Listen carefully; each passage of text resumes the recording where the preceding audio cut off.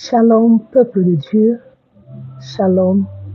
Je rends grâce à Dieu encore pour sa bonté, sa miséricorde qui nous a encore accordé en ce jour.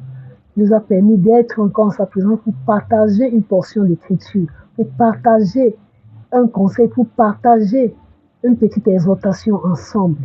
Nous sommes à moins quelques heures ou à moins un jour de la nouvelle année. Et je suis venu nous donner un conseil.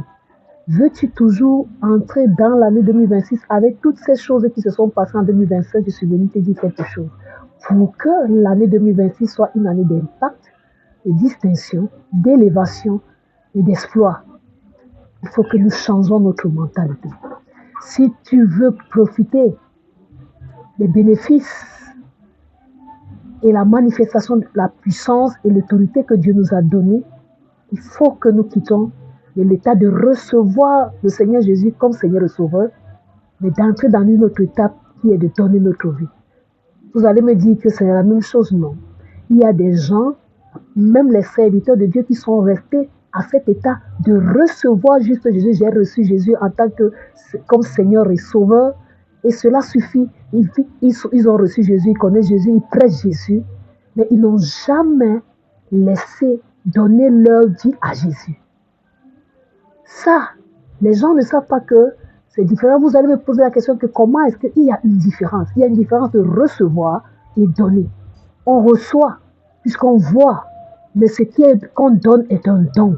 As-tu donné ta vie à Jésus comme un don? Parce que si tu donnes ta vie à Jésus, tu le laisses tes désirs, tes envies, ton temps, tes ambitions être dirigées par lui. La Bible nous dit dans Romains, chapitre 12, verset 1, il dit, je vous exhorte, donc frères, par les compassions de Dieu, à offrir vos corps comme un sacrifice vivant, saint, agréable à Dieu, ce qui sera de votre part un culte raisonnable. La Bible nous dit que pour être agréable à Dieu, il faut qu'on lui donne son corps. C'est-à-dire que nous devons, si nous voulons faire des exploits en 2026, sortir de la monotonie, sortir du copier-coller, il faut que nous atteignions le niveau de donner notre vie à Jésus.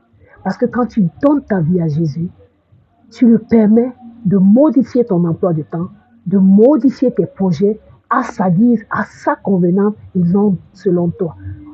Mes frères, si nous voulons faire des exploits avec Christ en 2026, nous devons changer nos mentalités. Nous devons laisser amplement la place au Saint-Esprit de nous conduire, de nous guider, de nous aider, de nous enseigner. Parce que le Seigneur Jésus a dit qu'il ne nous laisse pas orphelins, qu'il nous laisse le Saint-Esprit qui va nous enseigner, qui va nous guider, qui va nous consoler, qui va nous conduire.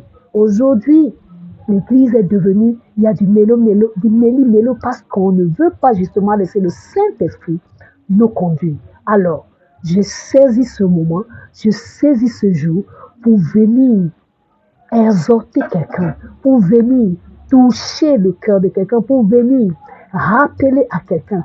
Si tu veux faire des exploits avec Dieu, il faut que tu atteignes, tu sortes du niveau de l'avoir reçu tout simplement, et que tu atteignes le niveau de lui donner ta vie. La Bible dit que Dieu a dit, assieds-toi à ma droite jusqu'à ce que je fasse de tes ennemis ton marchepied. Veux-tu qu'en 2026, Dieu fasse de tes ennemis ton marchepied? Il faut que toi-même tu deviennes le marchepied de Dieu. Le marchepied de Dieu, c'est de lui donner ta vie afin qu'il fasse de cette vie que lui-même t'a donné ce qu'il veut. Et là, tu feras des exploits avec lui. Si tu veux que tes ennemis deviennent ton marchepied en 2026, toi aussi deviens d'abord le marchepied de Dieu. Et alors, tu feras des exploits. Mes frères, il est temps de se réveiller. Il est temps de faire les impacts. Il est temps. Il a dit, allez, faites de toutes les nations des disciples. L'année 2026 est une année d'exploit. L'année 2026 est une année où nous devons impacter le monde par la parole afin de ramener la multitude qui se sont égarés. Mes frères, mes sœurs, que le Seigneur nous bénisse. Je souhaite bonne et heureuse année 2026 à tous et que le Seigneur nous bénisse. Amen.